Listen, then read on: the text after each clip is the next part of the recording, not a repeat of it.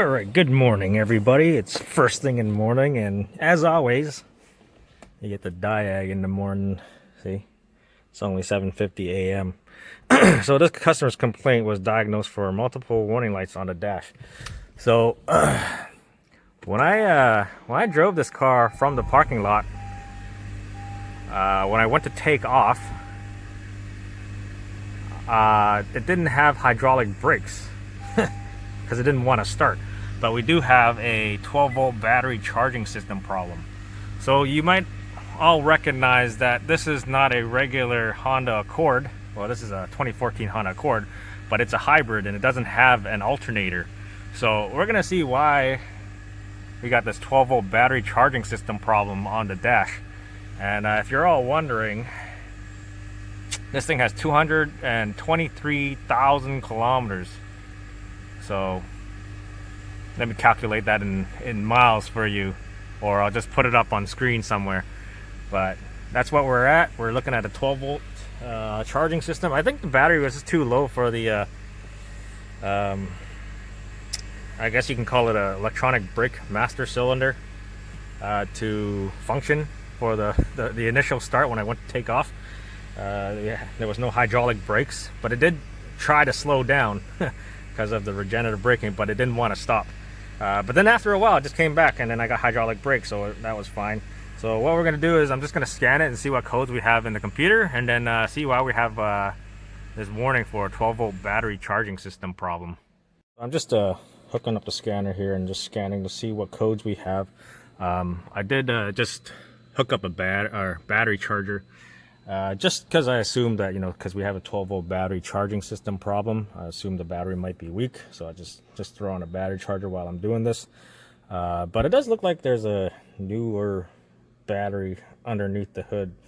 I don't know if it's for that issue that's on the dash, but we will find out once I get an all TTC scan on the scanner here. So I'll bring you back once that's all done. All right, so what do we got? We got a battery sensor internal failure, and then all the other ABS is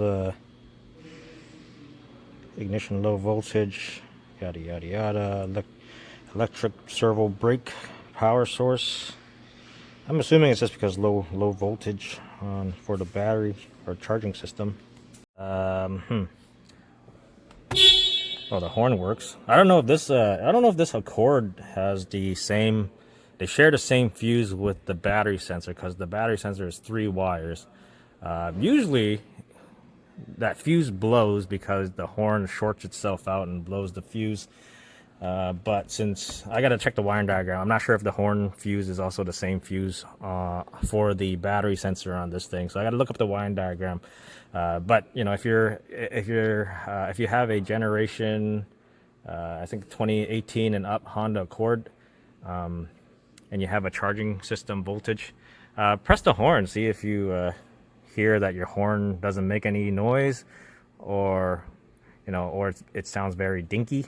A lot of times that horn blows the fuse for the horn fuse, which also shares the same circuit as the battery sensor. So it's a 3-wire sensor for that battery sensor. So I'm going to print out a wiring diagram and take a look and see if we have everything underneath the hood for that battery sensor. But yeah, I think I remember back in the day there was a recall on this generation of Accord for that battery sensor, but I don't know if it affected hybrids, because it was for the non-hybrid. It would be the V6s and the 4-cylinder.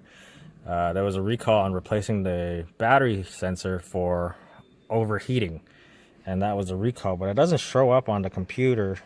Usually when you put in the VIN, it'll come up with any kind of bulletins or recalls.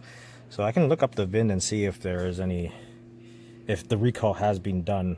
So I can do that too, and I can also check the charging system. Maybe there's something wrong with the charging system. But yeah. Okay, so I pulled up the wiring diagram. So here's our battery sensor, and of course, yeah, here's the horn fuse, number 1610 amp. But it also has a fuse number 18, 7.5 amps. So I got to check that fuse, and then that's just to the battery, and then that's to the body ground. And this one battery sensor LIN, it goes to the gauge control module, which basically it tells it information. So it's got that warning light on the dash for the battery sensor issue. So we're just going to check these two fuses, and then if they're both good, then I guess we could just replace the battery sensor and call it a day. And we know the horn fuse is good because the horn works, because that's why I pressed the horn. And yeah, so we're going to check that 7.5 amp fuse number 18, and that should be under the hood, same fuse box. Alright, so we're underneath the hood here. The horn fuse. Oh, too much glare with the light. Oh, now that's too dark. Yeah, okay. So horn fuse 10 amp, that would be this guy. And then the 7.5 number 18, right? That would be interior lights, but the interior lights work, so I don't see a 7.5 here. It's missing. Or is it? Or is it in the rungs? No, it's there. It's this guy right here. Nope, this one. Beside the 15? Yeah. So we can pop this one out and take a look.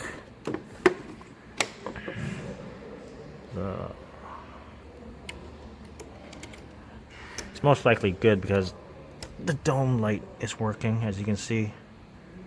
Fuse is good in there. So I think we're just gonna go ahead and call the battery sensor. Like I said, it looks like a newer battery. It says Interstate on it. Maybe they broke the sensor as they changed the battery. I don't know. I've seen that happen before.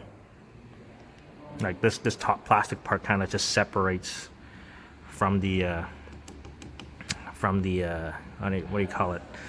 The terminal itself, I guess.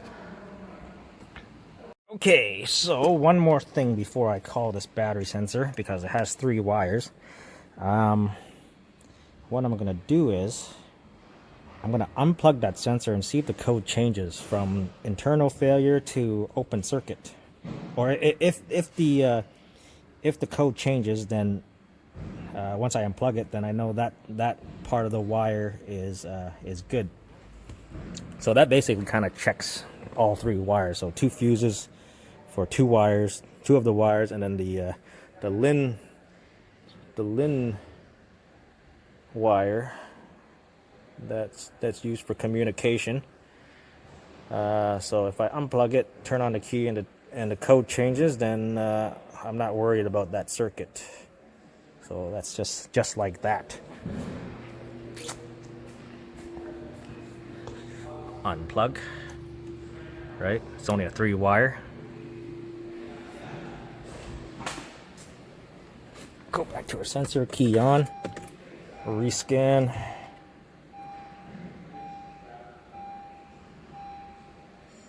It's doing its rescan right now.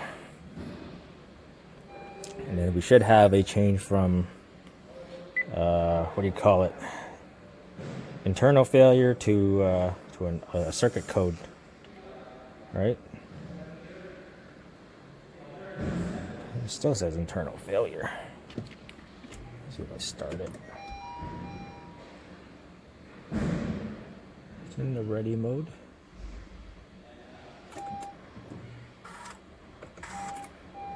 Put the key.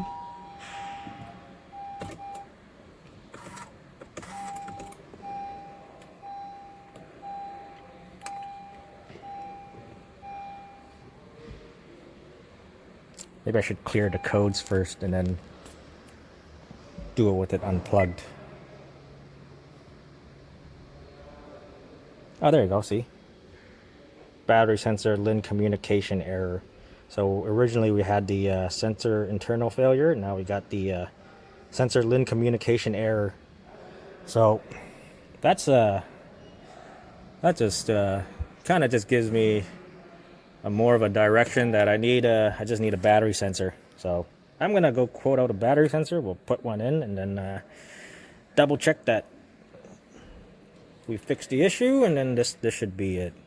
But on these Honda Accords with like the hybrid system, when it says 12-volt issue, man, that kind of scares me sometimes, especially if you're an owner of one of these and you have to replace the well, this thing doesn't have an alternator, so the DC to DC converter. Oh man. Anyways, I'll bring you back once I get the approval for the battery sensor, and yeah, and we'll just replace it. It's not too hard. So I didn't record me replacing the sensor, but I did pop it in because I was busy doing a seat frame, but the advisor pulled the car right beside me, and I just quickly popped in the new battery sensor, and then the light went out. So do I still have the part number? Nope. Oh, customer's name is on this thing, so I gotta cover that up. Is that the part number? Yeah, there you go. That's the part number for the battery sensor on that Accord. So yeah, pretty straightforward. You just 10 mil here, 10 mil to loosen the battery terminal. This thing comes right off, and then you just unplug it, plug the new one in, and then that's it. So yeah, anyways, thanks for watching, I guess. And I'll see you next time. I'm still waiting for parts for this head gasket. I'm waiting for the cylinder head to come back. So still waiting for that. I didn't really make a video on this because I already had enough. I think I have a couple of videos on head gaskets. 1.5 CRV, 2.4 liter K series motor. Yeah, I didn't feel like it took me only like 4 hours to take the cylinder head out completely, and then yeah,